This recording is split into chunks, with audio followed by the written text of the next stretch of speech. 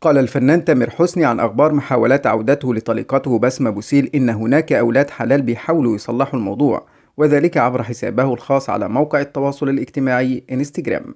وأضاف: لو فيه أي كلام تردد عن محاولات رجوعي لبسمة فهي مش شائعات، وبالفعل في أولاد حلال بيحاولوا يصلحوا الموضوع بينا، وكتر ألف خيرهم وربنا يقدم اللي فيه الخير لينا. طلاق تامر حسني وبسمة بوسيل في هذا السياق. قال بعض المقربين إن انفصال الثنائي وقع قبل أكثر من 3 أشهر، وأشاروا إلى أنهما كانا يعيشان بعيدا عن بعضهما حتى تم إعلان الطلاق. من ناحية أخرى، كانت مصادر كشفت قبل أشهر أن الثنائي انفصل عن بعضهما، لكنهما يعيشان بشكل طبيعي ويلتقيان بشكل شبه يومي من أجل أولادهما، ولكن هذه الأنباء لم تتأكد رسميا. أعلنت بسمة بوسيل عن انفصالها عبر الستوري في انستجرام، وقالت فيه: وجعلنا بينكم مودة ورحمة.